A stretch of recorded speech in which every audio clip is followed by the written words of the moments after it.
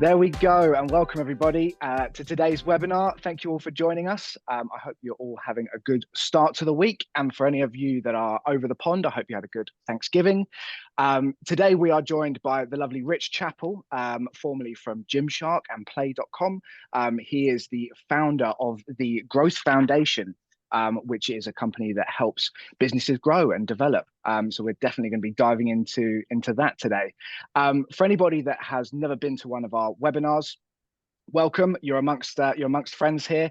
We're going to go through a bit of housekeeping before we get started and do a quick introduction to everybody that's here, and then we're going to get on with a bit of a Q&A. We've taken some questions. Anybody that signed up through Eventbrite got an opportunity to drop some questions in. There will be more opportunity to drop some questions in as we go as well. I will be monitoring the chat, so if anything pops into your head, please do fire it across, and we'll make sure that we have time to share that with Rich. So today we have Nick Truman from Spec and Winning with Shopify. You may recognize him from the podcast if you're an e-commerce marketing pro, or you may have just bumped into him at some of the events that we do. So Nick is representing Spec, and we have Rich Chapple today from the Growth Foundation, and we're going to be talking about growing businesses and how to scale in the right way. Rich has an abundance of experience working with companies such as Gymshark and Play.com, now called Rakuten. You may have probably seen them sort of dotted about. So we've got lots of cool questions to be asking him today. If you are new to the platform, we have some tools at the bottom. You'll see if you scroll your mouse to the very bottom, there's a Q&A feature and a chat feature. If you do have any questions, please do fire them in there. And what I'll be doing is making a note. If it's something that's really cool, I think everybody will want to hear it, then I'll read it out, or I'll get Nick to read it out on the webinar. Otherwise, if it's a bit more personal or it's something that's a request that you want to sort of keep away, then I'll just message you privately on that. So please do keep an eye on the messages at the bottom and do fire out any questions you have. We've got some polls that we'll be running as well with some cool questions. Please do feel free to sort of get involved. We want any sort of interaction is highly appreciated here. Cool, so I see a few more people turning up, so I'll just read out that last bit again. So if you are new to the platform, there's a chat feature at the bottom of the screen. There's a Q&A. Please do fire across any questions. We do have some time set aside to run through any Q&As with the attendees today. The agenda for today is we're going to do a bit of an introduction, kind of what we're doing now, a bit of housekeeping. We're then going to go into the Q&A between Nick and Rich. We're then going to have a quick sort of 10-minute break just to go make a quick cup of coffee or pop to the toilet. And then we're going to come back for the Q&A with the attendees. So please do stick around. We're going to have lots to talk about today. We're very much looking forward to it. Cool. So let's get started. Nick, over to you from Spec. I was going to say, Rob, should we wait another minute or two? Because just as you say, let's get started, about 3 or 4 more people have suddenly arrived. Really? I do apologise. Yeah, we can hold on. Classically, you're all late, so down my... In fact, there's 2 more that have come in since I said that as well. But yeah, okay. We don't want to kick off without everybody, because I know a lot of you guys submitted questions. But I've just had word as well from the people in the back rooms that the chat feature has actually been disabled. So please use the Q&A if you do have any questions. Sure. You click that Q&A, you should be able to fire something in. So yeah, for anyone that's just joined, welcome. Thank you for coming. Today we're talking about scaling businesses. We've got Rich Chapple from the Growth Foundation, formerly of Play.com and Gymshark. So we've got some real good experience to touch upon today. And we've got some great questions from him as well, and some of them that have come from the attendees as well. So if you do have any questions, please use the Q&A feature at the bottom of the screen, and we'll make sure we have time to read them all out. Cool. So we are just approaching 5 minutes. So I think, Nick, let's get started. We can always wrap up. I can always drop in some of those a bit later as we go on. Let's do it. Thank you so much, Rob. And yeah, anyone that's seen me before, I might not be my energetic self today. Apologies. I got sent home from work early. I am actually the boss. I sent myself home. But yeah, I got sent home from work early because I'm very, very unwell, which you can probably hear in my voice. I've been sneezing a lot. So if I start sneezing, Rich or Rob, just carry on as if nothing's happened. Yeah, massive welcome to all of you guys that are tuning in here, or anybody watching on the video afterwards as well. We tend to get a lot of popularity after these things happen as much as during. What we were going to do is I was going to ask Richard and kind of interview Rich about his background and what was going on. We are going to do that. We're going to use some of your questions. We're actually going to shout you guys out as we go through as well, because there's some really good questions there. I think there's certain parts of your journey as well, Rich, we can really capture during that. Yeah. So we're going to use those as the basis. We will have a break, as Rob says. Rob, just interrupt us at any point when you think it's toilet time and cup of tea time. In that order, highly recommend it. We can put the kettle on, then go. But lovely stuff. Well, let's get started, Rich. So why don't, this question really is from me, why don't you give us a little overview to your background? Obviously, people have seen play.com, which is now Rakuten, which I understand is not pronounced like that, but that's what we will call it. Rakuten, yeah. Rakuten, yeah. So give us a background to play.com, obviously what that's become now. Perhaps I'll go back a little bit further, but not dwell on that too much. I've spent 30 years in retail, the last 25 in retail marketing. So I started off my retail career actually on the shop floor of Homebase in South London, on the shop floor, stocking shelves, and sort of working my way up through there. You can see in the background, I've got some musical instruments in the room, and actually got some kindred spirits here with Rob and Nick, who are also musicians as well. But I was trying to get signed in a band as a teenager, and working in retail was sort of paying the bills and the petrol money to gigs. And was kind of given an opportunity to be streamlined into store management in that business, but thought, no, the dream of performing on stage was greater, and thought I had that opportunity. Still working on that dream, I was like, well, I've got to start earning some money and paying some bills. So I actually got a junior marketing job at Carpetright, so the floor covering retail business here in the UK, in a marketing team of 6, based in London, sort of out in the suburbs of London.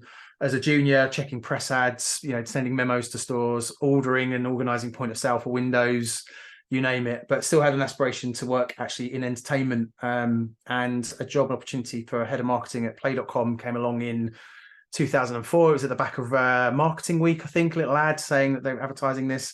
Saw the ad, recognised the typeface, that. And actually, I've been a customer of play.com since the late 90s, when it was actually a DVD mail order business at the back of Total Film.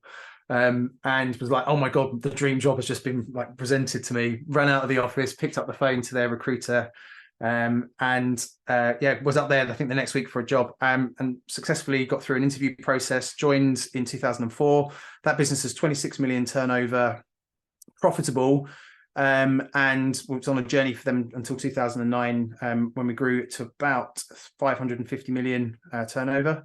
And obviously I suppose rose with the tide in that business, became more senior, built a team. I was one of first 20 employees in that business, approximately, and then left with a team of nearly 100 people in the marketing team overall. And when I say marketing, it was organising our, I suppose, traffic generation through paid search and what you guys do, PPC predominantly. You couldn't advertise on Meta back then, wasn't possible, or any of the social media platforms. And a lot of actually above the line activity. So we had that kind of sort of 360 approach, which actually was really effective, and hopefully bump into that again as some topics to discuss today. So I see a lot of circularity and brands moving back into on and offline. Did that. Actually then it was quite clear that, Play was going to have quite a lot of threat from video on demand. And actually and you think of smartphones, iPhone 1 came out in 2008-9. I remember walking into a board meeting thinking, like, what are we doing about this threat that's about to come and take our business away? And we thought we had permission at that point, and I still believe we do. We had over 10 million customers. Actually, we had fans as well. We weren't there. People loved what we did in terms of our understanding of entertainment. We really knew movies and music and games as well as our customers. And we thought we had, I suppose, permission to be a Netflix or actually a content producer or a screen owner ourselves. The founders and the owners didn't think that. They were keen to exit the business after running it for just over 10 years to a trade buyer, which they did to the Japanese sort of, I suppose, giant Rakuten, who are an affiliate marketplace finance business. So very similar to how eBay was in the early days in the UK, right? So kind of got their own PayPal and all that sort of stuff. And I then actually went to THG, or the Hut Group, in its founding years early on. So 10 million turnover, again, under 100 employees. Was with those guys until about 400 million, 2015. Then left with a little bit of money to sort of take my foot off the gas a bit and think about what to do next. And then I suppose was very happy to consider going into another full-time role. But what I noticed, particularly in my tenure at THG, was the ability to have fully vertically integrated direct-to-consumer brands. So if you owned or controlled, supply chain, and through the internet, so you could go and sell to consumers. That was really a delightful business model in terms of control. So particularly looking at what we did with MyProtein, we acquired that from the founders, and then we're able to effectively own everything from almost the cows who produce the protein down to the end consumer. And that's gives you a lot of control and power of attorney to sort of manage your destiny. But also as I was in the last couple of years at THG, I was the founding sort of CEO or VP of Ingenuity, as it's known now. So it's called Platform back then. And that's effectively, there was a bit of that agency kind of, or working with many clients that I really loved doing. So I was like, I did deals with launching Nintendo's first ever direct-to-consumer store in Europe, did a lot of work with Unilever. So a lot of we targeted a lot of the big consumer packaged goods companies and tried to get them to understand how to do D2C. So I took that knowledge, which now, in terms of my pattern recognition, was very much around, I suppose, demand creation for e-commerce, but also then operationally what needs to be true, both in terms of sort of team structures, data, insight, knowledge, all that stuff together, and went consulting. So I did a lifestyle consultancy from 2015 up until sort of 2019. And during that, I did quite a lot of work with Unilever as a breakthrough thinker, being sort of the voice for D2C in that sort of, I suppose, very large, wholesale-led business. Particularly around their beauty portfolio, which they're acquiring a lot of beauty brands. And also then I met Gymshark at 8 million turnover, two co-founder best friends, looking to take on the world and the big, I suppose, fitness brands, and did a lot of work there, both strategically giving them, I think, some support and clarity around how to build a playbook for growth, but also being there. And effectively what we do now at the Growth Foundation for brands is that, identifying the opportunities that perhaps are known by the founder, but they can't grab them and don't know how to execute them, or perhaps they're even outside the knowledge of the founder and they just can't see them. That might be because they're in the weeds, or they're just an unknown. But also, I suppose the pattern recognition also to see the pitfalls that are coming your way potentially as a brand as well, in terms of, unless we strengthen this particular team, or we put the right people here, or if we've got a particular, let's say, tool or resource that's going to help us find this piece of information, et cetera, et cetera. So I was on a journey with the Gymshark team to about 200 million in about 30 months. COVID then hit. My inbox goes bananas, because obviously, like anyone here with an e-commerce business, saw a material increase. I had some amazing phone calls from brands that were already online, and again, dealing with material growth and how to keep hold of it and what to put in place to, I suppose, sustain it. And some of the smarter, perhaps, and really switched on founders thinking, what happens after COVID? How do we continue to go? But also had phone calls from brands that were overtly offline, 95% sales in physical retail or wholesale. The phone number said, I've got all the stock in a warehouse. All of my third-party wholesale channels have switched off or won't commit. What do I do? I need to pivot. And I obviously couldn't quite triplicate my time. So Growth Foundation was born, and now we're a team of 26 people. And we spend most of our time working on growth playbooks. So like how to grow the right way, which might be, channel expansion, geography expansion, better definition of target audiences, and products and things like that. And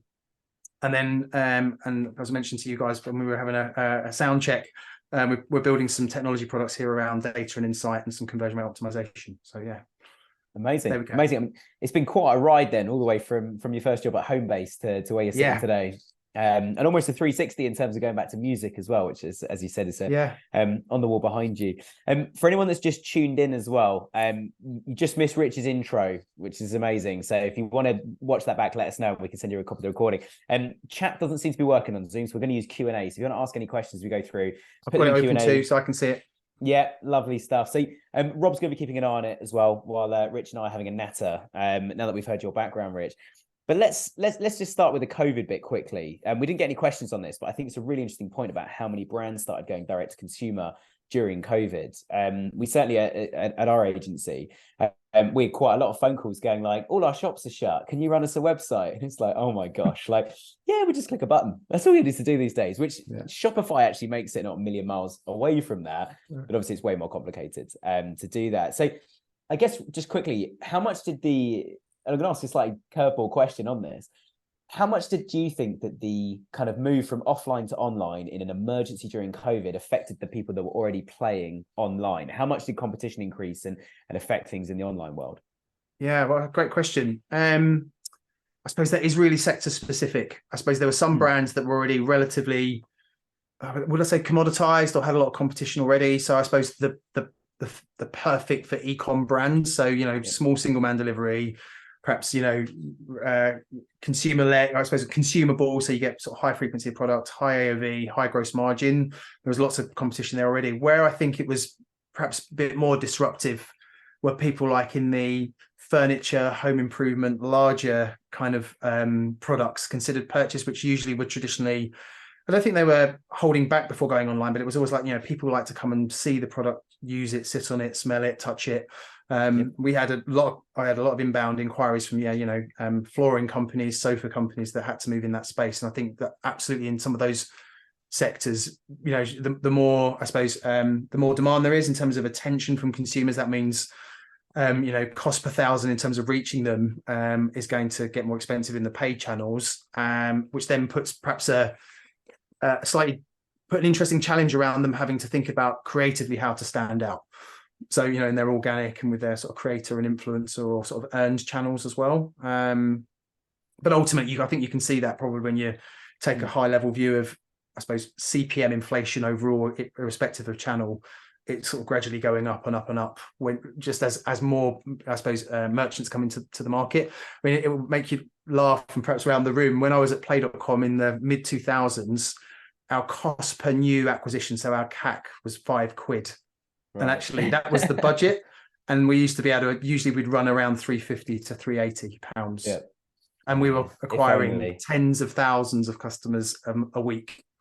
Yeah. When I first started like 16 years ago in Google Ads, I think our click costs back then were about 8-9p per click, like literally 8p. Just shows you, doesn't it? Yeah. And where we are now, probably if I blend it out across, we've got a lot of consumer packaged brands and clients, which range from sort of beauty, apparel, skincare, pet food, just kind of, those kind, I suppose, those kind of products, brilliant CACs I've seen, and we've still got clients that are achieving around £10.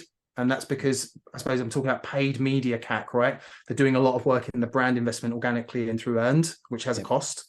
And the ones that rely maybe more heavily on lower, I suppose, lower funnel or performance marketing activity, they're around the 25 to 30 quid, right, to acquire a customer. Yeah. And that's where this year, probably like anyone in the webinar today, the FD or the owner has been saying, optimize, right? It's been less around perhaps aggressive speculation and more spending. It's been, how can you optimize your existing sort of funnels and user journeys, for sure, Yeah, we certainly have a lot of conversations of like, certainly with the owners of businesses where it's like, if I could just double the amount of revenue I'm getting, does that work? Can I just double the budget and just do that? And it's like, yes, you can, but it's not as intrinsic as that. And I think we're going to talk, you mentioned 360 already. I think it's worth talking later as well about full funnel and actually how we achieve that. And I think certainly most of you guys listening or watching this back later, a lot of you guys are in marketing teams as opposed to being the founder yourself.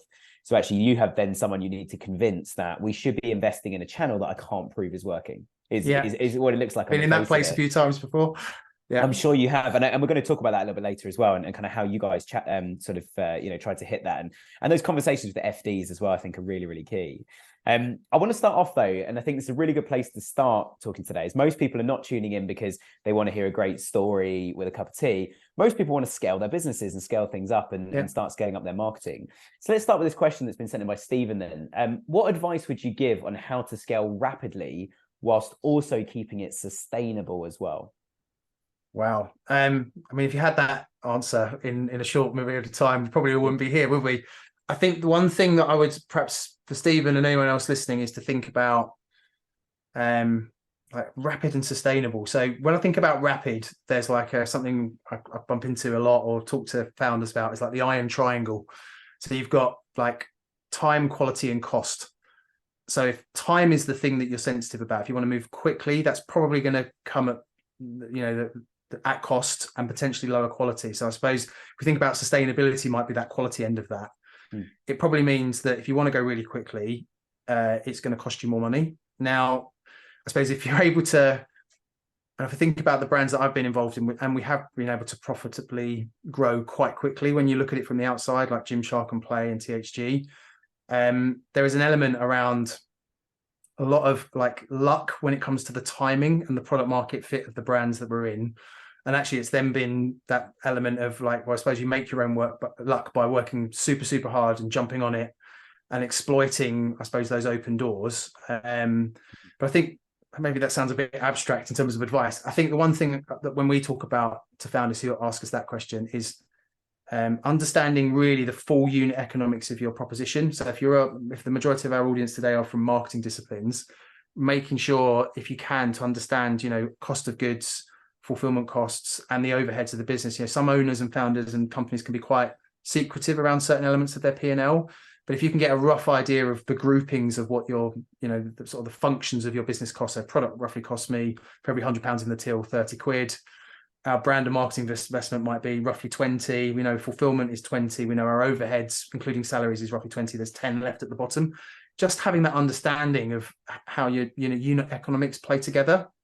And then I suppose then as a marketer, if it is around a founder asking you for greater, I suppose, speed, you might know, well, look, I can maybe push it a little faster in terms of growing that top line if you're prepared to drop the bottom 10% that was left down to 8 or 5. So, and that's then a decision for you as the shareholders or the owners of the business to say, would you rather have another 50% at the top but at 5% at the bottom, or the growth that we're experiencing at a greater profit? So we often spend a lot of time with founders like playing that profit versus revenue and at what speed. And actually, often you could potentially say, and this will come down brand by brand, but like going super fast often can maybe be a catalyst for not the most sustainable type of growth, unless you've got the confidence to build all the infrastructure and the foundations around it in terms of team size and operations and tech and all those other points, right?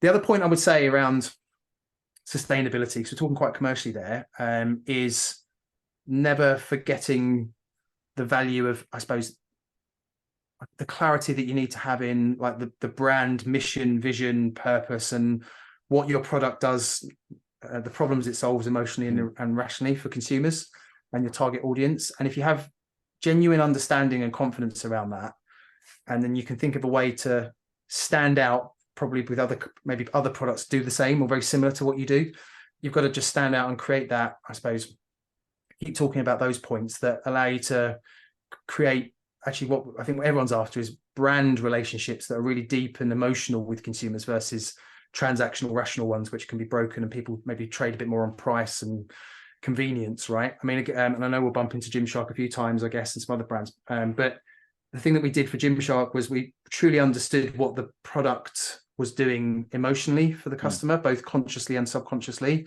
And that's a power you have to take with great responsibility. But once you know that, you can then build products and services and communicate in a way that people effectively are in love with you, like you are a fan to a football team, or you create a tribal connection to your consumer. And then you have permission, which you shouldn't abuse. But, I remember meeting some of the senior members at the Gymshark team at the time. He said, we could put the Gymshark logo on a carrier bag and we could sell it. Now, you might then destroy the brand by doing so, but the power of the equity in the brand and the logo and what it meant was significant. And then that creates sustainability in my view. So when you can then ride some of the tougher times and the easier times. I think today as well, a really important point, I'm going to touch back on a couple other things you said, but starting on this one, I think is there's nowhere to hide these days. So I think even that mission statement, even if the mission is we want to bring really cool fashion to people, it could be as simple as that. We just got cool products. We're not trying to clean the ocean. We're not trying to change the world. We just got really cool products. And we don't make them in a bad way, but we don't excessively like carbon offset or anything. But you have to justify all of that. I think, whether it's looking at stuff like fair trade, for example, as soon as fair trade existed, every item of food now that's ever been sold has to match up or meet those standards of, is it fair trade or not? The whole tea industry has had to rebuild itself over the last 10 years as a result of that, as a result of someone with a social media, phone going on social media and just walking around a tea plantation and showing what the farmers go through and how they're treated. I think it's been a real game changer. Yeah, so you're right. There is no place to hide. It's interesting how some of those things can be catalysts for change, either at sort of government or policy or level that come down and affect all of us, or does it actually is it a catalyst for brands to spot an opportunity to to grab hold of a sentiment from consumers? Almost like one person's disrupted the markets and now everybody has to follow suit because they've raised the bar. I'd also, but just as a word of warning, I know that a lot of brands that again that I've got experience with, you also need to be careful about not listening to the really loud vocal minority on your socials. Right, because you can see that can influence sometimes the way that a brand will move or act, and even can change its go-to-market strategy in terms of actually the types of products it makes and everything else, when the vast majority were quite happy with what you were doing beforehand, and they're the silent majority are just like, so it's an interesting tale. I've got some interesting tales around that where brands have like been, I suppose, reacted to quickly on some of that, very vocal minorities. I think the silent majority, I think, is a really good way of putting it, because it's like all we're hearing from our customers is like, our delivery is too slow, so we're going to make it our brand mission to do next day delivery, and you do that and revenue doesn't change, and people still complain it's slow. And you're like, well, actually, if we'd focused on people that had said, do you know what, the red one's amazing, but it's always out of stock, it's like, well, we need to get more of the red in stock, or maybe do a variety of reds and see if people prefer different types of red, that kind of thing, which I think is fascinating. But okay, we're going to jump around a little bit. Let's go to, I think this is a really good point, actually, of what you were saying about getting a good, kind of getting all your financials in order to work out, what does it cost us actually to provide this product to a customer? How much can we therefore spend? We've got a question here from Phil, who said, e-commerce is becoming harder to make a profit. What is your suggestion, Rich, to remove costs and improve profitability? If you agree that, because I'm not sure I do actually, removing costs is always the right thing to do. Yeah, I suppose there is ultimately a inflationary pressure, isn't there, on input costs? So majority of our e-com brands are getting inflation in goods in. Containers before COVID were $5,000 a container average, and they went up to sort of 25 at the worst peak. If you're selling sofas, that's material. I had a sofa client at the time, as I mentioned, in COVID, who can only fit 4 sofas in a container. So you can imagine what that did for their unit economics, like just horrible. You've got then all the CPM inflations. You've got, and right at the moment as well, a lot of our brands are seeing, perhaps particularly in the UK, soft consumer sentiments and nerves around sort of, cost of living.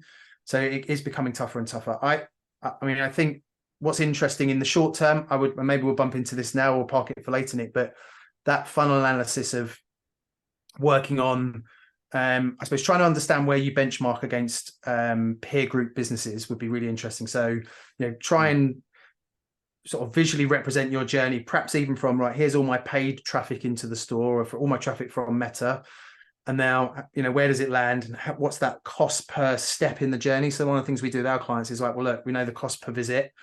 We know now the cost to get to the product page, the cost to get to the checkout, the add to cart, the cost to get to the checkout page, and then the cost to acquire an order. Look at that. And then if you can benchmark that against other people, and very happy to share some benchmarks afterwards, guys. I've got lots of information I can share on that by category, to know actually, well, hang on, why is it that we're materially under indexing on our, let's say, add to cart rate? And then that would just allow you to focus again, that Pareto's principle. Where do you spend your time and where do you focus? And it's a really big question to unpack probably as well, right? Because what is the cost of e-com? I suppose, can you improve the cost of goods and your gross margin overall by let's say reducing the quality of the product? Probably not the best long-term thing to do, but maybe considered.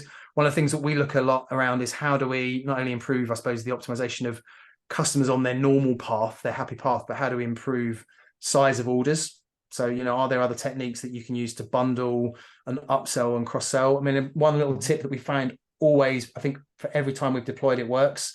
So if you guys sell products that have got complementary products around them, potentially, is it, give you an example with a brand we work with, which is a crash helmet brand called Rurock.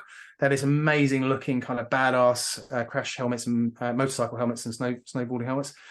They would come with optional extras like MP3 Bluetooth kind of audio pack and different visors. And often, because you're shopping in a 2-dimensional environment, you're there for the hardware. You see the helmet, like, great, add to basket order. And you didn't see I could add on these other things, even though we tried in the UX to make sure people, add this. And then we would kind of play on there at that point. Immediately they'd order. We'd do a flow, which was, if customer hasn't bought attachments, send them immediately. There's still time to add these. Why are you not having the full experience? 90% of our customers buy the full experience, and there's the reviews from the customers that buy those things. And it was an immediate trigger in the CRM program, and we'd get sort of a 50% conversion off that email. So literally a second after that order was sent, and not wait for a few days. So it's finding those optimization points. But I think, follow Pareto's principle. Try and find where the majority of your traffic or volume is, and also in the other direction, try and find the things that you've got the greatest confidence to change. So often, I'm sure you find in your world, Nick, you imagine you're very sensitive to landing pages from performance for paid search.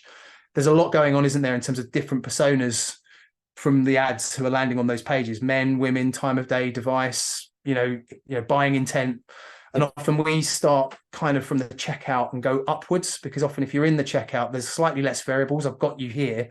And for most e-commerce businesses, roughly 50% of people who get to the checkout don't convert. in the session.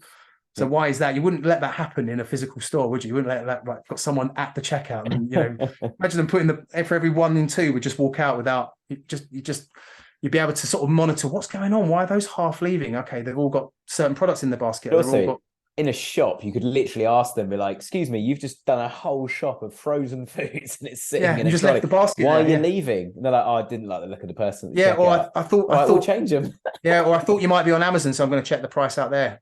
And then that allows you to think about, well, if I am on both places, how do I remove that, or let's say reduce that anxiety if it could be cheaper somewhere else, maybe capture that somewhere else up front, before they even get there. So there's all that stuff, I suppose. Yeah, but that's a big topic, isn't it? What one we could get into around cost. Yeah, it is indeed. And I think the only other thing I'd add to it, I think I agree with everything you said. I think there's some really good opportunities there about certainly the cross sells and upsells. And I think whether that's during their initial journey, whether it's like just getting through the cart, now you've added one thing and then you've got 24 hours to add more, or using some of these very clever little marketing techniques to get that average order value up, or, which is the point I want to come on to, I think is the repeat order. And I guess a good question to ask on this, and this, again, apologies, is one of mine, not on the list, but I think it's relevant to what we're talking about here, is what are some of the ways you've, in your experience, have managed to convince people to go from, okay, I've bought my first product, and if you nudge me enough in the right place, the right time, with the right thing, I'll buy a second time.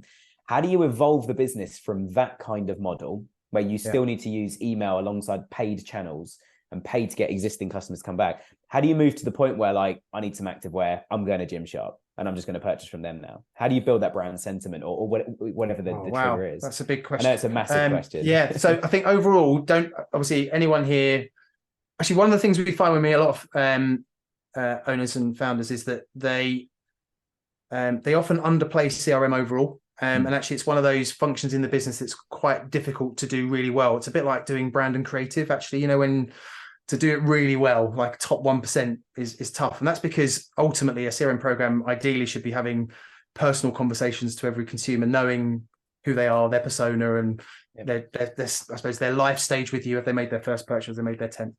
So it gets difficult to work, but you can start to deconstruct that program. And I think one of the things is working out, if you haven't, what are those correct life stages? Well, what would you anticipate? So at Gymshark, for example, we thought an active customer, or define one as something like, you're only active if you're buying 2 or more purchases in a rolling 6 months. You weren't active if you made 1 purchase like in the last year, because that clearly isn't an active customer for me. It's like you've come in, you put some belief and faith in us, and if you haven't come back, you're not really active, right? In my view. So you have to maintain an active frequency.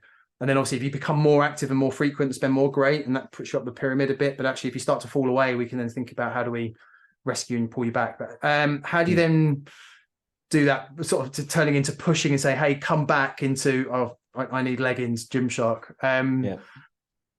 Goodness me, what a big question. I think come back to the point around understanding the both rational and emotional problem you solve for the customer. And I'll unpack that for Gymshark. From my view, we were a brand that in the early days particularly did something for quite a niche of a niche. So it was you're in the gym, niche down to functional training, which was that sort of free weights resistance area of the gym. So it wasn't, studios, it wasn't running and cardio machines, all that sort of stuff. It was there. Yep.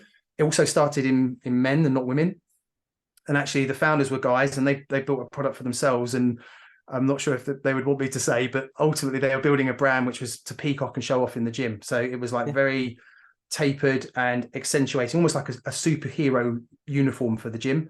And it was for consumers who were more extrovert, who were slightly more voyeuristic, who like training, looking in the mirror. They like getting attention in the gym, ultimately. And particularly at the time when you think about when Instagram was catching, which was showing this perfect life and perfect body, perfect holiday, perfect everything, that timing was really key, right? In terms of, I think, Gymshark being able to leverage that and that kind of that point. And we, and as someone who is not a gym alpha by any means, being able to go into the gym and observe our early customers in their natural habitat, watching how they behaved, was really insightful. Make it sound like a jungle. It kind of is, right? As we know, or the whole thing, all these little places are. And I think that's what we did. So we were able to understand the rational and emotional, and emotional needs of the consumer, and then build products that would do that. So things like when we launched the women's product that had the seamless paneling in a way that the bum was accentuated and made your bum look more perfect than it perhaps is.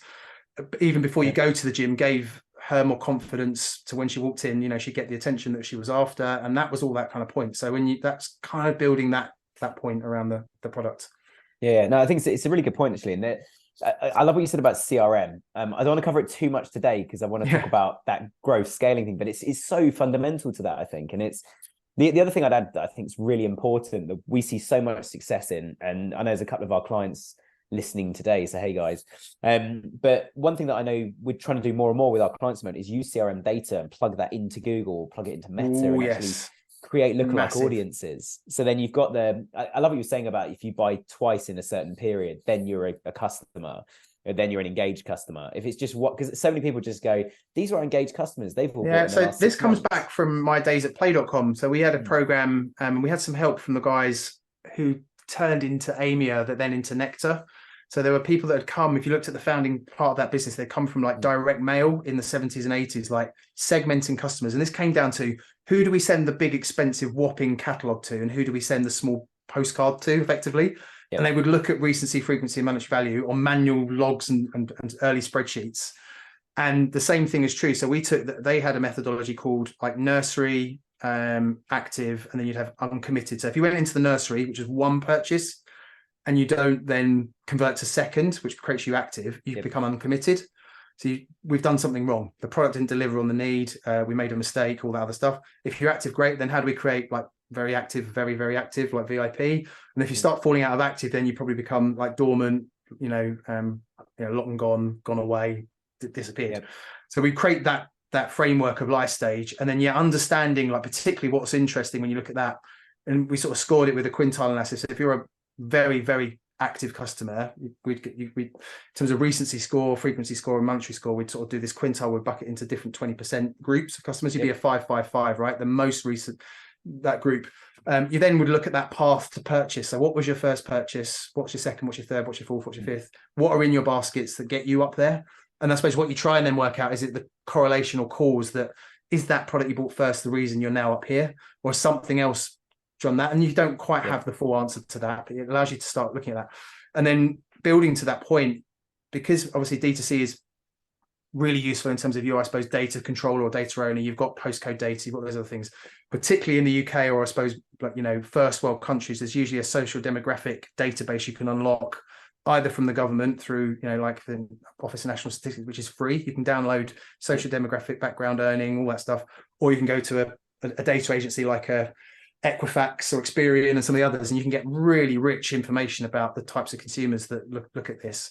And then we'd use that to not only help us build the segments in CRM, we'd create, as you say, lookalike audiences for ASC and for, I think, is it now called Data Manager in Google? I can't remember the latest name for that, but like where you Audience Manager. That's the one.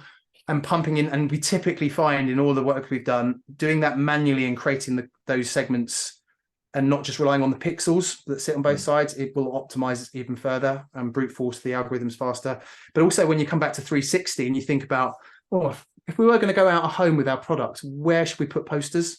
Suddenly I've got if you want to put it in terms of, the spots in the country where all our best customers live and what they look like. And you can then look at the penetration by town. So you can see, actually, look, we've got a load of incredible high value customers who live in this type of street in London, but got hardly any as an index in Newcastle. Let's do some work up there. So that allows you to think about that. And also, I mean, you can then do localized campaigns digitally as well. So you can say that geofence and. So I think after we've had a 5-minute break at some point in the near future, what we'll do is I think we'll talk about the 360 and what that looks like in terms of attribution tracking. Let's go down the rabbit hole and see where we end up. Okay. But I think certainly being able to use some of that data then to go, all right, we've got people in London only buy once from us. So actually we can do some retargeting on ads. We can do some out of home stuff around London to try and encourage that second purchase, to try and, what is it? 3 purchases and you've started to build a habit. Now I'm buying from this brand regularly, which I think is a complete game changer for most people. Which is really, again, can be very different depending on the brand. And again, I'm not sure if I can see the names here, but not what companies they're from. But if you think about those high consideration, high AOV, like home improvement brands like flooring and sofas, they're once every 5 to 7, maybe even 9 years. And then you've got a shampoo brand, which is potentially 30 to 45 days consumption. And those consumption rates are vastly different. So I suppose the methodology for a home improvement brand is vastly different to a beauty or, you know, a consumption, I suppose a consumable products, right? Very different way to go. But I think the point around understanding the needs of the customer, like those coming back to that brand point, is the same in either. That's the thing that's true, irrespective of your product type. Yeah, absolutely. Rob, should we do one more question? It's quite a good one. I think it leads on nicely from this, but yeah. Lovely stuff. All right, so we'll talk about one more topic then before we break for coffee quickly. There's a question from Anna, and Anna's asking about social media for business growth going into next year. Obviously, you've had the rise of TikTok. There's a lot going on in Meta at the moment. I think Meta is trying to understand what it is these days and what it stands for. Obviously, Snapchat kind of came and hasn't completely gone. What does social look like, do you think? I think if we stick it maybe to organic social, because you mentioned paid social quite a bit so far. Organic social, where does that fit into the mix at the moment, do you find, for a lot of the brands you're working with? It's really important. And I think, like all of these channels that kind of sometimes come and go, you look at them through three lenses, actually. So you've got the organic side. So how do we turn up as a brand? What do we say? How do we stand out? And I've got some examples of some brands that have done that incredibly well organically. You've got the earned side. So how do we use creators, influencers, ambassadors, sponsor, whichever the correct word is for you as a brand to use, but effectively you're earning, I suppose, awareness and engagement through someone else talking about you, which creates that social proof. And the opportunities that lie either with all of the effort needed by the brand to create, or you get a platform like TikTok, which actually can give you a marketplace of creators that you can compensate directly and very, I suppose, easily through those things in some of those channels. And then there's the paid side as well, right? I think one of the points, actually, I think was a question that was shared, but that quite often businesses sort of disconnect and silo performance marketing and sort of the more analytical scientific approach for amplification. And you've got the brand endeavor, which often where the organic social and earned social sits, and they can sit a bit separate and don't work together. I think it's really important to try and whatever you can is to create, I suppose, a pod where you've got an organic, an earned and a paid team working together really closely, and they can have very different metrics in terms of success, but having a continuity of what you say, how you say it, how you stand out is really key. I'll give you an example of Sophia who sent that question in. So just add that question quickly that you've referenced. So she was saying with most large companies, I think she means why are most large companies still siloing digital performance marketing and brand marketing as separate departments with separate objectives, separate KPIs? When do you think people will actually evolve? Well, I think in the world I'm playing in, which is predominantly 5 to 100 million turnover direct to consumer brands, predominantly, they have evolved. So they realize that the cadence and the speed and the need to deploy creative, test and learn and feed that feedback loop between a creative team, organic engagement and following growth from that kind of content from a campaign needs to be left to right, not down, side by side. And actually it's interesting. I've got some larger, more, let's say, larger corporates or, businesses in the hundreds of millions or omnichannel who've got, let's say, more traditional central global brand team, local market performance marketing. There is a rub for sure and a tension where they can't quite create that cadence and collaboration well enough on that point. So I think it will catch up, and the ones that move faster will win faster. Yeah, sure. Absolutely. Should we break for coffee quickly, Rob, for 5 minutes? Cool. I think we'll talk. I've got one point. There's only a 30-second point around that. All that organic one is thinking about genuinely taking a step back and looking at your organic content and posting, and do you actually stand out? I mean, the number of, like, I suppose, either beauty, jewelry, skincare brands that I see where you actually look at their grid and you look at the closest competitors, and if you like covered the logo at the top, you would be like, this looks like the same product or brand.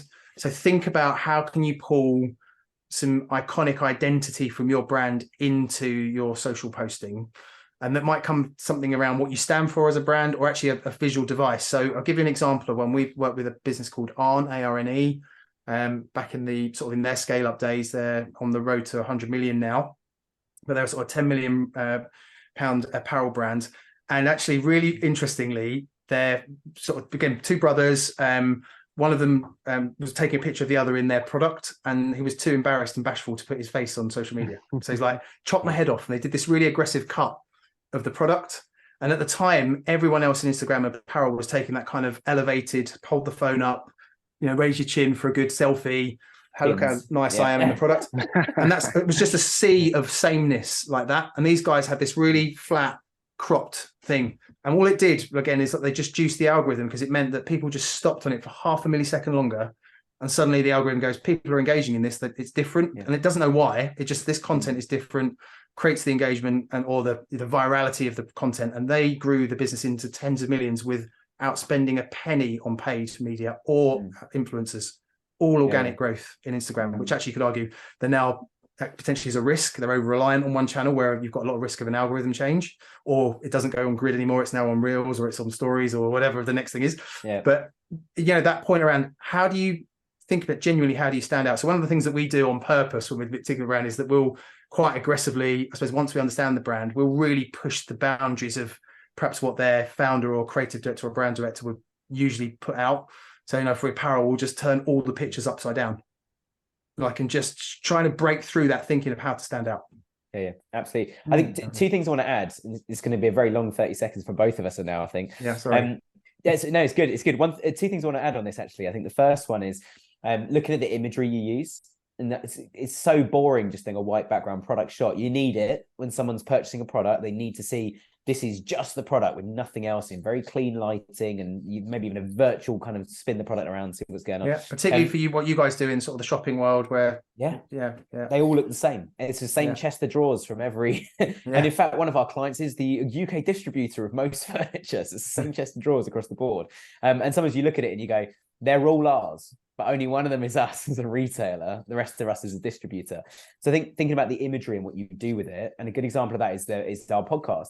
We changed our branding to bright pink because our designer, and one reason we love working with him, who's also called Nick looked on iTunes at where we come up, and he looked on Spotify at where we come up, and said, everyone uses dark colors. So let's just go for a massive light color with white text on top. So we're bright pink. And people have come on the podcast and said, I love your branding because it stands out. And now I subscribe to you. Like you're the one thing when I glance at my dashboard in the car on Apple CarPlay or Google, whatever it's called. I see that pink logo and it's like, okay, that's striking. It makes it different. And I think coming back to perhaps your brand guidelines in terms of tone of voice and things like that is working on one example on the Gymshark one. Again, back in the day when I was there, we would do things like we would have a slightly, or always have like a Miami sunset vibe. So in terms of a glow, so again, owning that, but also never shot with any curves or sort of soft lines. But the Gymshark logo is that kind of aggressive, acute accent shark head.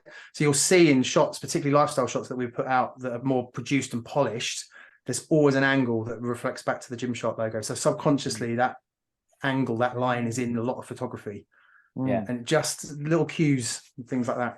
Yeah, absolutely. Which I think works really, really well. And I think the other thing I'd say on social as well is, I just want to jump us right the way back to what we were saying earlier, actually, about don't ignore the silent majority. And I think on social, it's so easy when someone comments, and like we get it from time to time where clients send us a screenshot going like, do you know a better social media agency? Look at this comment we just got. And I'm like, that is not the agency's fault.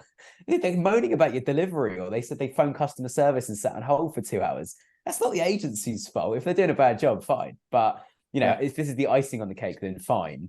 But that's not their fault. You need to sort your customer service out. Like somebody's got, don't allow customers to have an issue in the first place. Make it work well, I remember talking to a good friend of mine, Brett, who used to be, he had several different titles at Debenhams and Diageo over the years. But his favorite one was Chief Customer Officer. And he went to the warehouse. He said, the next order that comes in, as soon as I click this stopwatch, I'm going with that order. And he found himself flying from their warehouse on the south coast of the UK up to Edinburgh, followed the order. Wow. And he got in the van, the DPD van, and said, I'm from Debenhams, I'm coming with this order, see where it goes. And DPD had all said, yeah, it's fine, it's publicity stunt or whatever. And he got in, he said, it stinks of smoke in here. Do you smoke in the van? He said, yeah, I do. And he said, well, 2% of our complaints are about the product smelling of smoke. So I went back to DPD and they said, we've got a policy, no smoking in vans. So it's really interesting that he found such a small solution to that. But it became a story. It said, these are 20 things we're changing as a result of listening to you guys. Number one is we will not use a courier that allow anyone to smoke in the vans. Your product should never smell of smoke. If it does, we want to know about it. So they're like siding with the customers now, which is quite cool. Yeah.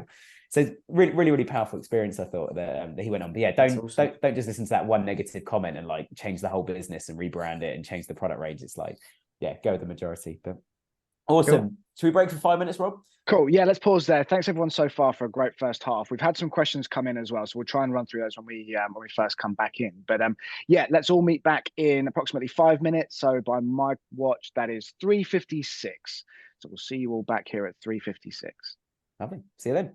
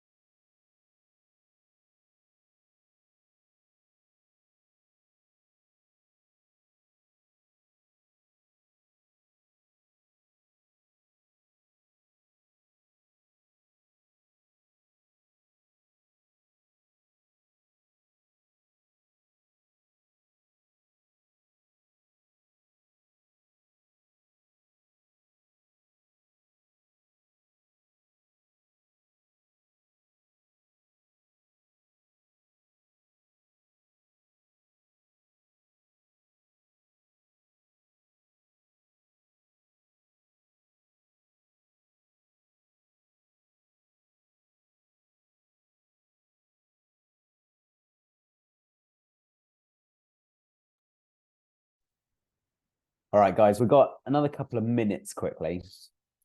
Yeah, what I've just launched, Rob's just sent me a quick text while we were making a cup of tea. Just saying to launch a poll, which Rob's put together. I don't know if Rob's back yet or not. I can't see him. But yeah, if you guys want to answer that, just as we're just getting ready, there's 3 questions on there. We're keen to get your thoughts on a few things. One's Black Friday. Second one is also Black Friday. And the third one is also Black Friday. But they're 3 different parts of Black Friday. So it's how has the preparation of Black Friday been? When did you start preparing for Black Friday this year? I can see a couple of you guys have done it already. And when will you review and analyze this year's Black Friday results? So we're going to talk about those very briefly at the end. But we always like to do a little poll. Generates a lot of our blog content that we like to put out. So yeah, if you could answer those, that'd be amazing. Rob's back. Hello, Rob. I'm back in. Hi, everyone. Oh, I saw your we've got message, the Rob, poll so I going. thought Yeah, I'd no, just thank post you. it immediately. Let's do it. Yeah, great. Oh, actually, it's asking me as well, so I'm going to answer it too.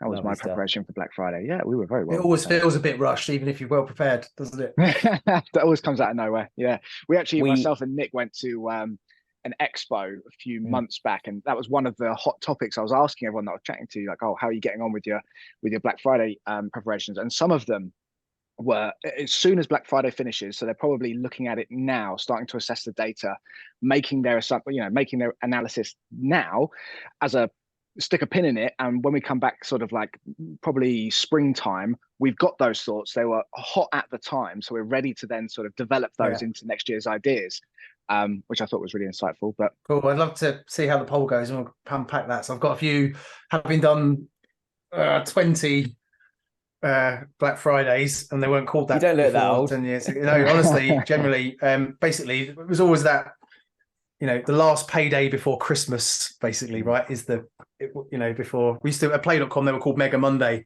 instead of Cyber Monday. Nice. So yeah. Well, I think it's Vitality Health. We've got their health insurance at work, and I saw a thing saying like we're doing Pink Monday instead and Pink Friday, which where they're doing Vitality discounts or additional discounts and stuff from their retailers, which I thought was a nice twist on it as well, just changing the color. I love the brands that have the confidence and conviction to play to their, again, the brand mission and vision. So Patagonia famously actually just closed their stores and say, look, just go and wear our products out. Don't go shopping. Or actually launching product instead of discounting on price, so exclusive products just for that time versus discounting stuff. There's amazing lots of other ways. And again, coming back to that profit question, how do you avoid? Yeah, absolutely. We'll let everybody tuning in. We'll leave that open just for another minute or so. But Rich, let's talk about tracking, attribution. We've got a few questions that I think relate to this, and I'll read a few of these out quickly. One is from Cecilia, which is about, when analyzing data, what platform do you consider to be the source of truth? I know you're slightly biased on this, which is fine. We're cool about that. Some of the biggest challenges you face to date, which I think also relate to data, because we need to see how we're tracking stuff, how we're attributing stuff. Launching in new markets when budgets are tight, brand awareness is low. Those are two pieces of data. So I think this kind of stems from everything. And I might phone you up and get you on the podcast in the new year as well, because I keep threatening to do an attribution episode and I haven't done one yet. First of all, for anyone that's listening going like, right, I've just launched the store, attribution straight over my head. This is about how we attribute where a sale came from. I've got a great analogy, Nick, if you want, for attribution. And apologies for any more sensitive ears in the room. And perhaps this will give a sense of perhaps how filthy and dirty your mind is. But the way to think about attribution is the first date with a prospective partner, and then let's say the conversion moment might be something in the bedroom or perhaps a marriage, and think about the journey it takes you to go from first date to marriage. And is that one date marriage, or is it first date, second date, third date, fourth date, fifth date marriage, or even longer potentially? And the attribution point is, if you were to deconstruct perhaps that social experiment of, right, first date was a Michelin star dinner and I spent 150 quid, and then second date was a cinema, that was 50, third date was a week later and we went for a walk in the park, proposed on the following week and got married. Where would you attribute the weight of those experiences and the cost across that? So would you look at the walk in the park was the thing that caused the marriage, or actually was it the fact you did a Michelin star dinner on the first date? And that kind of thought process, and that's effectively what perhaps performance marketers are thinking about all the time, is what's the perfect sequence of dates at the lowest possible cost to get the greatest amount of marriages with you. Right? Well, it is a relationship, isn't it? I mean, everyone has sentiment towards a brand. You engage with that brand and you literally talk to that brand, whether you're reading their marketing or you're having a conversation on customer service, or you talk to the delivery driver who's not even part of the brand, who delivers the parcel and goes, I mean, like DPD. I mean, there was loads of stuff you can't see with loads of brands. I mean, Gymshark would be, again, if you think about the target audience, looking at someone's physique across the gym, wow, they're in great shape. Look at the logo, and that would be a moment. And then you might bump into, I've seen a logo, Gymshark, type that into Google. Would that come organically? Would it come like via a paid, us bidding on our brand? But actually, they had to find out about the brand, right? It doesn't just come out of nowhere. So did it come from the gym? I can't see that. But, and that's that point. And I suppose if I think about the ultimate go-to, irrespective of your sophistication, what budgets you've got for technology, all that sort of stuff is like total money out of the brand and marketing budget. So like, and it might be that you're just into the marketing performance side. You might be responsible for all of your brand and marketing. And brand for me is those things around content, production, the team that run organic, the influencer costs, all that, and plus the performance marketing and CRM. What goes out and how many new customers have you got at the end of that period? Week, month, day, hour. That ultimately is the measure. And then trying to work out, I suppose, the attribute to allow you to think about where's the next best place to spend the next pound or dollar is then gets a bit more complicated, right? And that really does depend on the type of product you are. So are you a more, I suppose, I'm trying to think a bit like what you were mentioning, sort of like in furniture and things like that. People come into the market because either they want to proactively redecorate a room or something like dreadful's happened, like there's been a flood. I need to fix the kids' room or something. And they're probably just straight to Google, type in new carpet, new flooring, new bed, whatever, right? And there's a great opportunity for that for search engine marketing. Whereas if you're trying to, perhaps if you've got a very new and innovative product that no one's ever heard of and you need to educate, that's a very different, I suppose, attribution journey, or the way you've got to design those dates with your prospective audience effectively. But I suppose the thing you're trying to create is the shortest period of time and the lowest cost, and again at the highest quality as well to some degree. So it's an ongoing, ever challenging, difficult thing to unpack and work on. Definitely. Another good analogy that someone gave me literally over a beer a few weeks ago is, he said that attribution to him, and he runs a small online furniture store. I've been desperately trying to get him as a client for years because I went to school with him, and he still hasn't signed up with us. Must have some dirt on you from school, perhaps. Probably. I got blamed for breaking his leg once. Does that count? Like, it was not my fault, but he's still holding that against me. But anyway, I said to him, talking about attribution, and he said, well, look, it's a little bit like government budgets in the sense that Google ads and Meta ads are like trying to fix all the healthcare problems today using your government tax budget. Let's just fix all the humans, provide the best A&E we can. And then he said the top of funnel, doing more brand awareness, display, and a lot of the things you've described actually at Gymshark, that's more like preventative. Let's stop people getting sick in the first place. And the problem with that is you probably won't get voted in again in government soon enough to actually have seen that all the way through, from preventative care right the way through, preventative measures to stop people getting sick through to fixing them when they are sick. And it is a real problem. When you look at it from a business point of view with that kind of thing of like, do I just tell everyone I exist for the next 3 or 4 years and how fantastic I am? Or do I do this? So then naturally you need to do some sort of balance.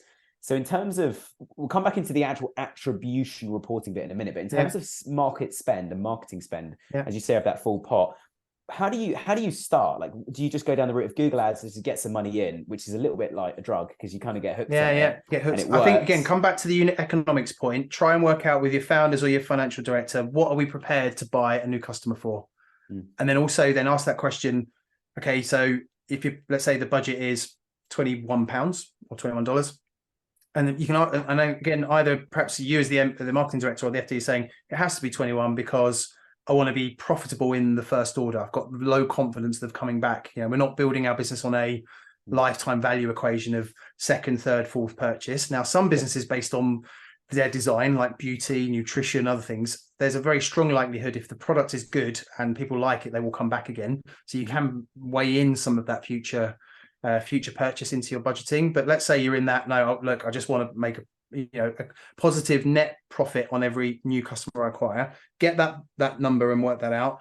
I think, again, this does come down to, again, category, the maturity, the competition, all those things. But in the brands I've been in, I suppose I try and design in a 50-50 split. So like 50 from mid funnel upwards to upper, and then mid to bottom as 50-50. And then I suppose if you can, I've always tried to build in if you've got, let's say, you've got your cost of acquisition budget nailed, you understand what your objective to hit. So if you think, well, if we've got to hit 10 million this year, we know our AOV, we know our frequency, that means I've got to get this many orders, right? What's our current new customer run rate? Well, it's 80% of our volume comes from new customers. So, right, okay, you can start to work out, deconstruct that number. Is to try and ring fence some budget for testing. And that's one thing really important, I think, for me, and doing things that can come back to the brand. So if you've got a brand with a lot of innovation in its purpose and mission and all those things, I want to be first when, let's say, Meta launch their next thing, or TikTok are in, and actually we're less worried about the number in terms of return, but we're there showing we're innovative and testing something new. and having some budget and some headroom for that. And I suppose that's in an ideal world. So that was kind of how I'd spit it out. I mean, in terms of coming back to that visibility, I think there are many platforms for the truth, and probably the closer to where the order is taken is good. So again, I imagine quite a lot of maybe audience here are using Shopify for their activity, and I imagine a majority were using Google Analytics. I'm still a little nervous around the quality and the completeness of GA4 reporting overall. We all are very some are pissed off, some are a bit further than nervous. But ultimately I think the major point is having alignment across the decision makers who are responsible for demand in your business. So if one of you is using GA and the other's using something else, that's where the challenge comes in. To try and just align on the best truth we all align on is this one, and we make decisions based on that, would be my view. And there's some really good products. I'll name drop a few. Like if you're probably spending in the sort of hundreds of thousands of year into millions on budget, there's a brilliant attribution platform that we go to called Foshpa, which is FOSHPA, not easy to say or spell. So again, check that, and we can send a note round to everyone afterwards. But that's a really good attribution platform to give you an understanding of that, I suppose, that path to purchase and the weighting of. Actually, we find that a lot of people find your brand, that first date is from here, and you're under indexing that. If you spent more up here, which again, if you use a last click analysis, perhaps, which the FD looks in Google Analytics and says, hang on a second, we're spending X in TikTok as a great example, but we're not getting conversion from that spend immediately. That's because it's the first date, it's not the last date. Right, but it creates the amazing, not the opportunities. Wedding, exactly. It's not the wedding. It's not the date before the wedding. But it creates those chances, right? So that's a really good tool. What else sort of jumps out? I think that's a good one. I mean, again, so you said I had some bias here. We've got a product called Flight Deck, which is a ultimate ECOM dashboard tool. It isn't an attribution one. But what we look at it at is more around sort of cohort analysis of customers to allow us to see, using alongside it tools like Foshpa and things like that, like our best customers come through these paths. So if you imagine now I can see roughly what that path to purchase is, all the dates I've had, and now I know this particular subset become best customers. That's where I want to spend more money and probably avoid the customers who maybe only come once and are less profitable. And you've got the ability to say, actually, look, if I completely turned off my spend or my targeting to the low quality group, I can use that investment to go and get better customers at the top, for example. So I don't know if we covered all the questions there, Nick. Yeah, no, it's good. And I think it's that classic John Wanamaker quote, isn't it? That I think all of us at some point used to put in our proposals. I still do occasionally, which is that half my marketing budget's wasted. I just don't know which half. Yeah. And it was a lot easier back in the day because people would go, I found something on Google and I clicked it and I bought it. Whereas now it's like, oh, I've seen something on Google. I think I've seen that on Facebook before, and there's that recognition. Yeah, and I'm sure you guys will see this as an agency. I mean, there's also a potentially paradigm shift of younger consumers starting their searches in other places and other platforms as well. I know that there's a lot of, I suppose, noise, and I'm sure TikTok perhaps are fueling it a bit in terms of the coverage, but like, Gen Z starting their product search. So it was, I need a new bed. They start that search in TikTok where they get that short form video, genuine user content versus a merchant advertising, right? Or they search best bed review or something on YouTube and sit there watching YouTube videos, and it's like, oh, we don't do video because video is expensive. It's like, well, you better start doing video because we need it. I think one of the most dangerous things that I don't know how much Meta do this actually, but Google especially, I've had 2 emails in the last week alone from clients going, I've just seen a video that Google's made and put up on YouTube, and it's like, oh no, it looks like the worst kind of word art PowerPoint presentation video, and you can't turn it off. So clients obviously ask us immediately, oh, can you turn it off? It looks awful. And we're like, this is why we've been asking you for video. And no, I'm not turning it off. And is that where Google have done their automatic asset creation thing? They've made you an asset, and it looks like, and if you turn it off, then you lose all the AI smart attribution tracking stuff. You're back into standard. Well, that comes down to, I believe the way Google are doing that is it's pulling the assets and the content from the merchant's site itself, which says to me, invest in the shop. Great assets, great product, a video, great content in the store, and let Google grab it. Brilliant, amazing. Yeah. Or better than that, get a video, and then Google's got something to use. Yeah. But it's always the classic kind of like, the CEO or the CFO or somebody's like, I was just watching a documentary on YouTube the other night, and then this advert came up, and I thought, that looks horrendous. Take that down immediately. And it's like 0.01% of your audience have seen it, and the conversion rate on that campaign is fantastic. So we shouldn't turn it off, but yes, we should deal with it. So and also you're at that point around, unless it's very, I suppose, extremely brand infringing, Yeah. Some of the best things I've ever done in terms of performance have been those things that are short and look a bit wonky sometimes. Yeah. Again, stand out. It's about standing out. Yeah. So, I mean, we once, without digressing, sorry, too much from this, but just to digest one final point, we once made a typo in a Google ad. I say we, like I did. It was about 12, 13 years ago. I made a typo and I was only like 18, 19 at the time. Client calls out and he was furious, shouting at me. And he basically just sold foam. You say any size of foam, and it was like you get memory foam mattress, you get foam for a cushion, car seat, whatever. And he phoned up and he's so angry about this typo. We corrected it and the conversion rate dropped from like 30% down to like 20%. And then he was like, why have all the sales gone? I was like, I don't know, but the typo was working. He was like, we'll turn it back on then, I guess. People are buying from us. And it was just, and we turned it back on, it worked. And it was like, and I've never made a typo since. So that's something I wouldn't test. But it was interesting that, going back to what you were saying actually about just sort of standing out, making a difference, doing slightly wonky videos or putting the products upside down. And it's like, that is a pair of shoes, but it's kind of upside down. But it has to go back to the brand. So if the brand has got that wonkiness in its spirit, you've got permission to do some of that. Whereas it may not do, right? It's got to come back to the sort of the tone of voice of the brand and what's allowed here. Yeah, absolutely. Well, I mean, I think it's a really good way of looking at attribution. I think certainly starting with that 50-50 between kind of overall awareness and bottom of funnel until you lose the argument against the FD of put it all into bottom of funnel for a little while. And then he says, why are we not scaling anymore? And you're like, because we're not doing top of funnel. We're spending what we can when somebody wants to buy a sofa, but we're not convincing anyone to go and look for a sofa anymore. So, and therein lies a bit of the problem. But and there's some things on there that are out there that can maybe bridge a little bit of that in the mid.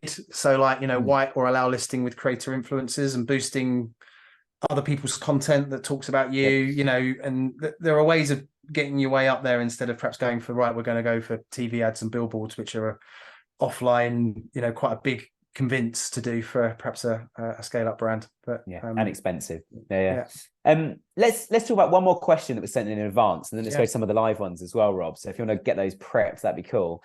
So this one is about it's from Federica, and she's asking, I'd love any tips on launching a new market, specifically USA, when budgets are tight and brand awareness is low. I know I mentioned this question earlier, but specifically about launching into a new market. What are your thoughts on that? Oh man, right, let's try and cover all the points to make sure I remember them all. So I think first of all, check in probably your Google Analytics or in your Shopify, wherever you can get some information around where current visitors are coming from. So even though perhaps a founder or someone else in the business says, let's look at the USA, it's a market 5 times the size of the UK, perhaps it's English speaking, I suppose popular culture suggests we're quite similar. That's true, but you might find that you've got actually 10% of your traffic from Japan. It's already there and it's like looking for your products and can't get it. So I think I'd just do a bit more due diligence of which country, and have you got people frustrated that you don't ship to that country, who have captured you, found you somewhere, probably on your organics or perhaps through influencers. I actually spoke to a brand yesterday who makes very large, bulky kind of in-home fitness training equipment, and actually posed a question to me through a sort of a Slack group I'm in. He's like, I'm actually looking for a fulfillment partner for the UK, and they're in the US. And I'm like, why the UK? He said, because I've got already like 10% of my traffic on my US store comes here. We get a note in our customer service, when are you shipping to the UK? So he's got like a that built up demand already in a place. If it's more, you're making a decision to perhaps you've got no signals from any of your reporting to show you that you've got interest outside your core market.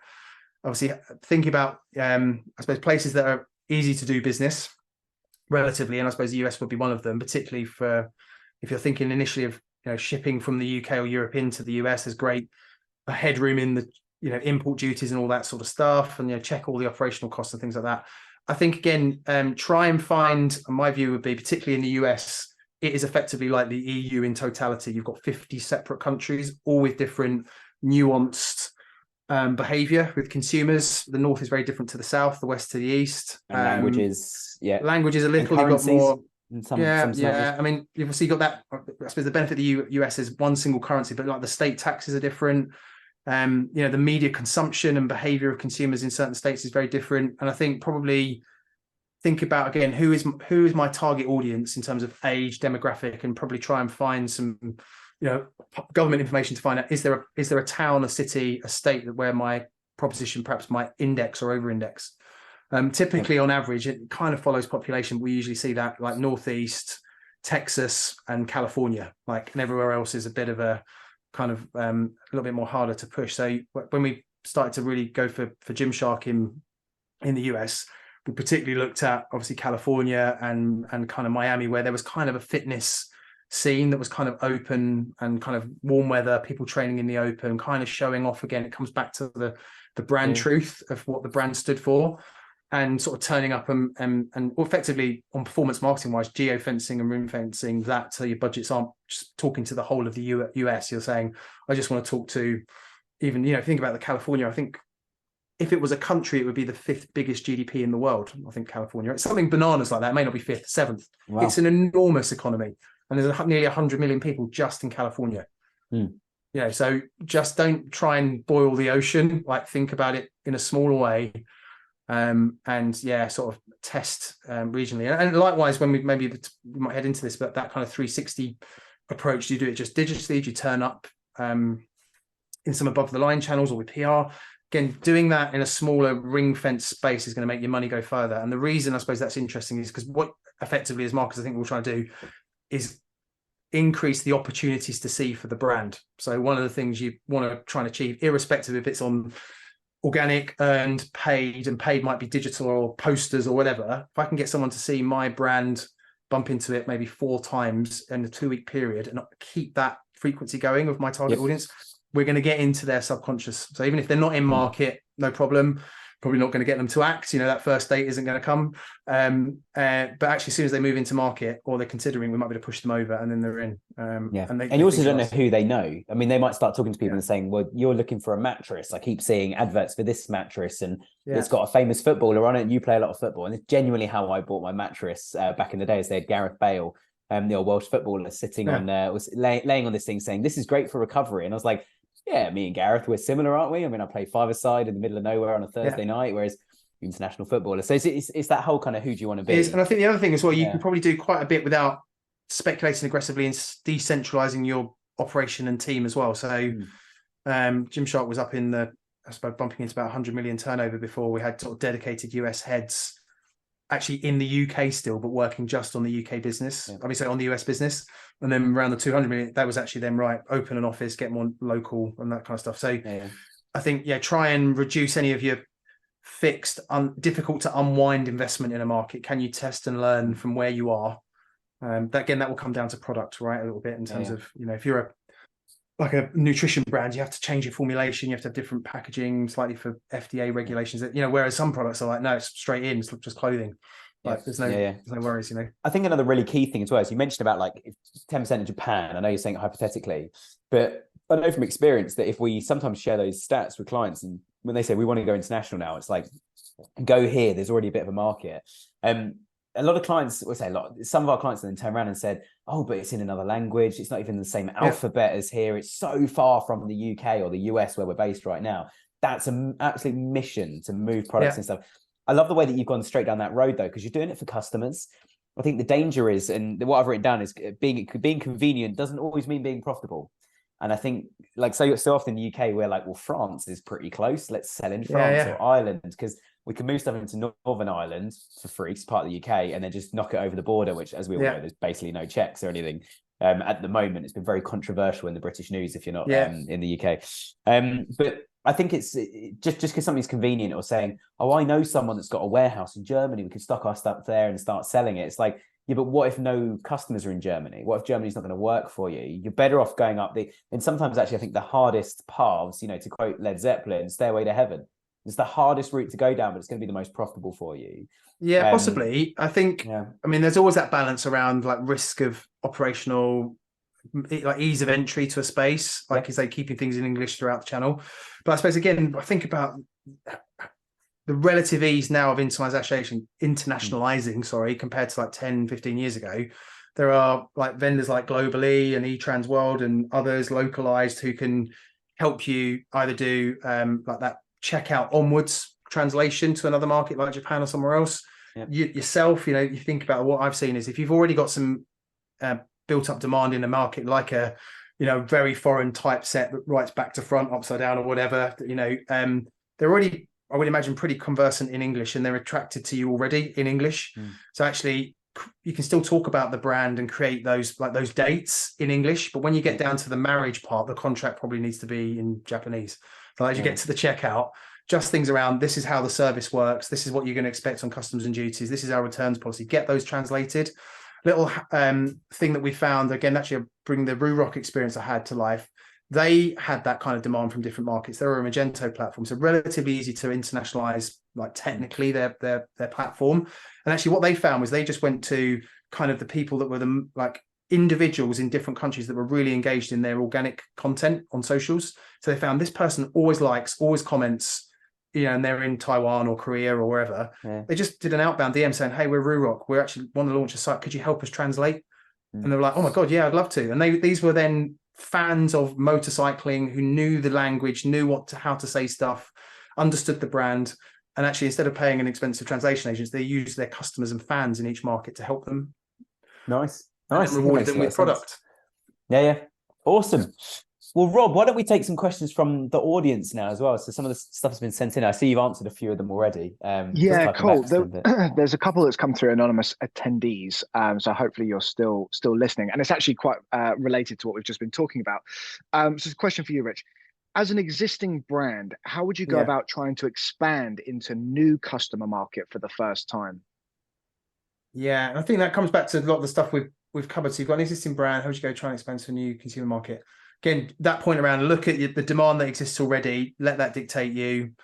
Take, I suppose, try and test and learn without big bets on building a warehouse, moving stock. If you can try and validate, you know, through a small test and learn, and I suppose work out with your stakeholders in the business what success looks like to allow you to then go to the next stage. Because you might have some success metrics as a marketer, which is, hey, if I can acquire customers for $30, great, let's go. But actually you might then realize the operation costs not $5 to fulfill, it costs you $25 to fulfill. Suddenly the unit economics don't work. Yeah, so it's almost like producing like a risk assessment at the same time. So looking at where the opportunity lies, but then look at actually what is this going to take for our business to move into that market? Correct. And again, you know, if you think about apparel, can I manage returns well enough in a market that's far away? We're going to be able to refund customers quickly enough, they're going to get frustrated. There's all those things you have to unpack. But I suppose if you can ultimately, like, demand creation is still the winner, isn't it? So if you can demonstrate to the business, I'm able to create at a similar profit level to where we are now, demand, and turn that tap on and off. If we can make this operationally work, this probably is a good market for us. Yeah, absolutely. Cool. And I guess, just quick sub-question as well, Rich, because I think we've obviously spoken about the internationalization of a new customer market. So I was just trying to think what other new markets might there be? And I guess one of them might be actually going after a different demographic. So you might have targeted the like over 50s until now and then gone, actually, do you know what? They're all going to get older eventually, and I want this business to still be running in 50 years. So we're going to have to target some younger customers. It could be a new type of product. So you could have a skincare product. So we're going to offer we deconstruct this into effectively the way that we deconstruct strategy here is into sort of two halves. Half one is rational, and we define it as where to play. So you've got product, audience, channel, geography, and effectively you can, I suppose, manipulate or open new versions of all of those things to help you grow your business. But for some brands, that isn't possible on some of those things. So if you think about, like, again, bring the Gymshark example, we sort of had that conversation we were having with Ben around, are we always going to be a youth brand? So we'll always make products for 16 to 24-year-olds and actually proactively find those consumers. And again, by osmosis, people are a bit older, fine. But, or actually, and as you grow up, Ben, because you're kind of the customer in the room, are we going to get older with you? Are we going to start making products for 40-year-olds when you're 40? Or are we always going to be a youth brand? And we made that proactive conscious of saying, no, it's like 100% focus on the 10% of the population. But then you do think to yourself, imagine now, again, if we're seeing where Gymshark could go in the future, and I've got no inside information here whatsoever, but they've got all of the knowledge of making fitness apparel for 16 to 24-year-olds and a bit older. They have every permission to go and launch a brand, don't they? For, let's say, for the vintage and golden years of your life. And I don't think it'd be called Gymshark, right? It could be called something else. But, you know, that could be something strategically in the boardroom in that business. They're going, actually, yeah, is that something we want to do? And then it's the positive distraction, isn't it? So what's the opportunity cost for us doing that? But you're absolutely right. You've got channel expansion, particularly if you've got a lot of D2C audience here. Everyone's probably thinking, should I go on Amazon? Should I go on TikTok Shop? Should I go on, Next or wherever, all those marketplaces that exist. Often actually marketplace can be a really good way of looking at new market testing. You haven't got to do any of the overhead, right? Effectively, you can say, actually, does my brand resonate on US Amazon or US Walmart marketplace? Oh yeah, it does. Okay. consumers are here. Now you can think about how to take it to market. And then what's the other one? We've got geography, as we've discussed already. And then product is an interesting one, right? Do you keep your product really narrow and deep, or do you start to I suppose push that out? And the conversations I've had with a number of brands that have got like hero products. One of the things I would always think of, though, usually the founders and the owners of businesses are usually stereotypically high functioning and short attention span. And that means that they get bored quite quickly. So they create a hero product and then they're like, on to the next one, on to the next one. And you're like, hang on a second, you've got this hero product that's got us to 10 million revenue, and still the vast majority of the whole population of the earth hasn't even seen it or know about it. And we could do a bit more time talking about that amazing hero product and not get distracted with the new all the time. So yeah. I mean, some brands. No, so a really good point, something that last one, because some brands they'll have a spring summer range and autumn winter range. It tends to be always those two.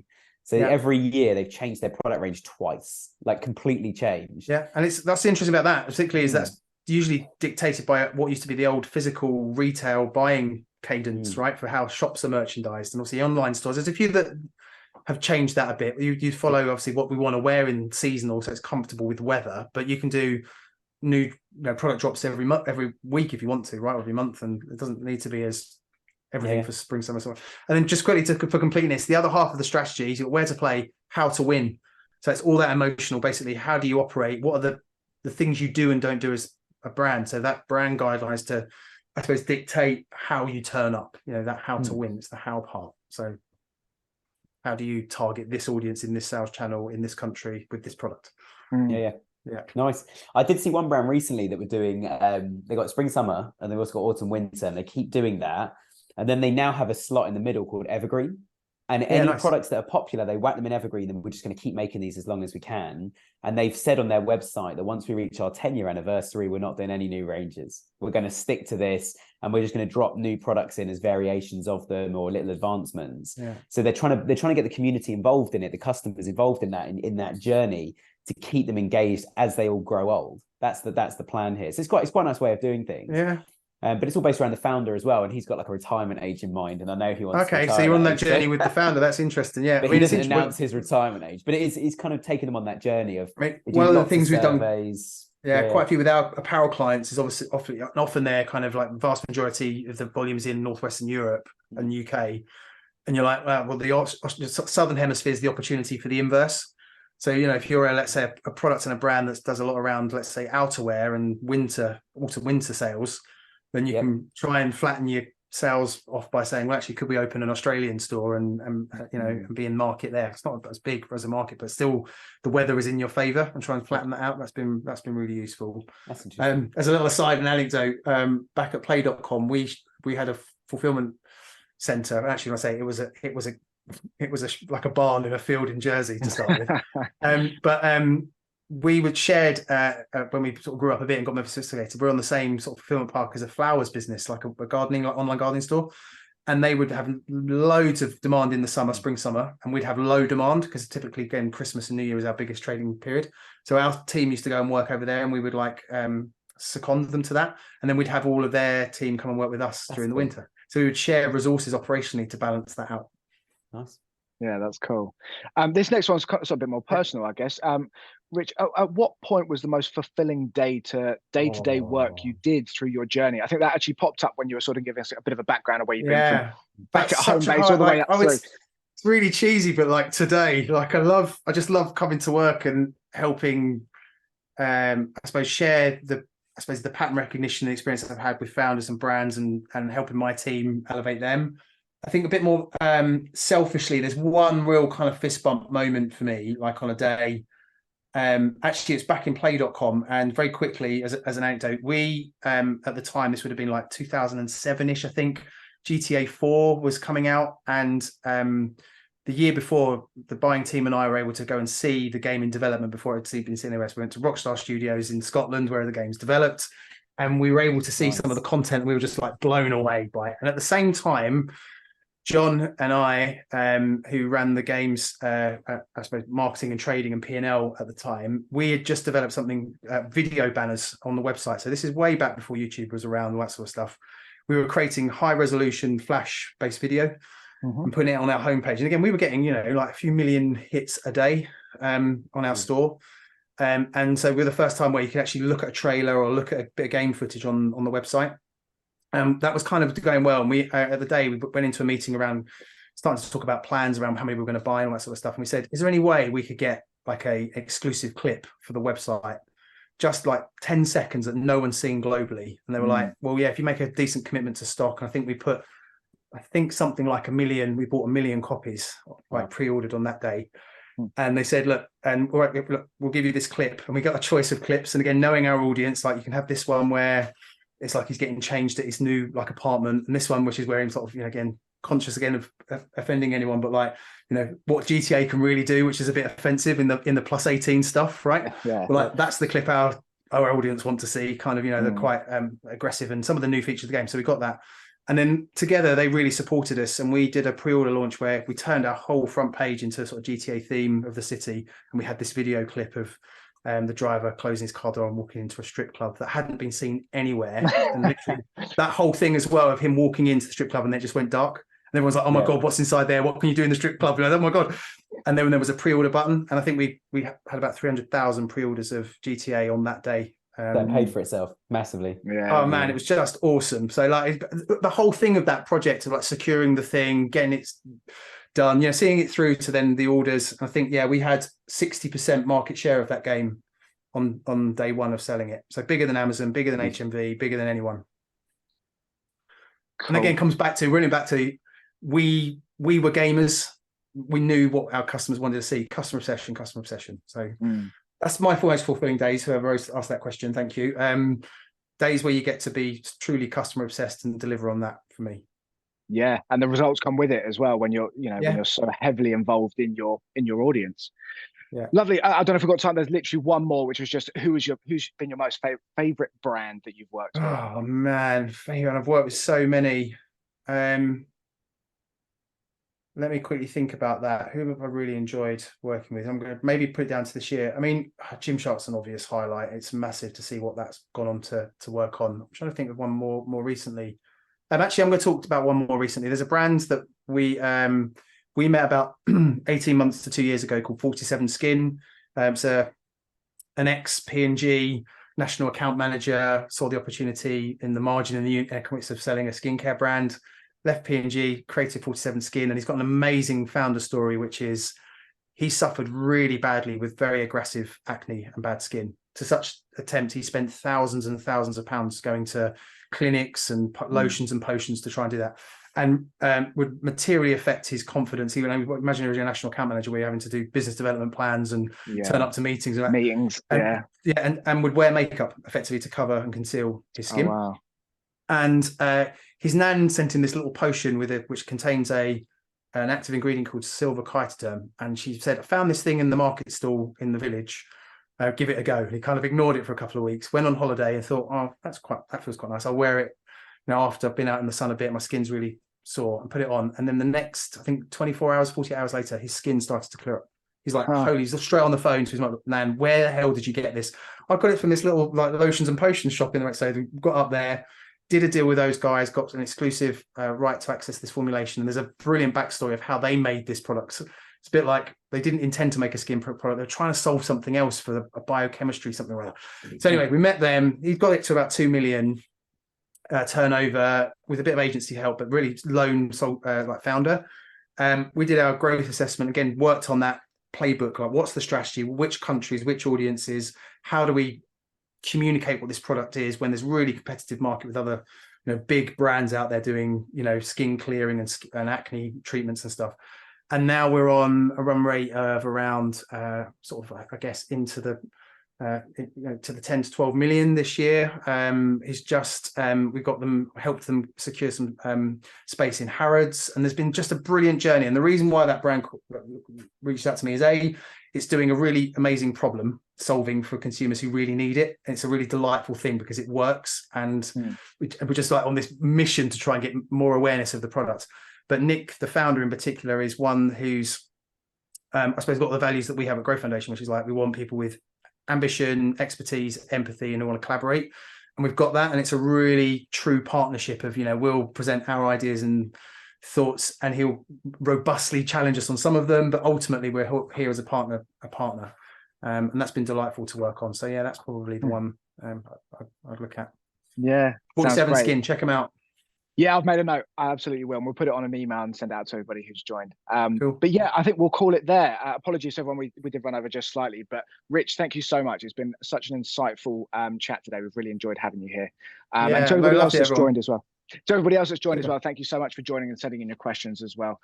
Nick, I don't know if you had any leaving thoughts.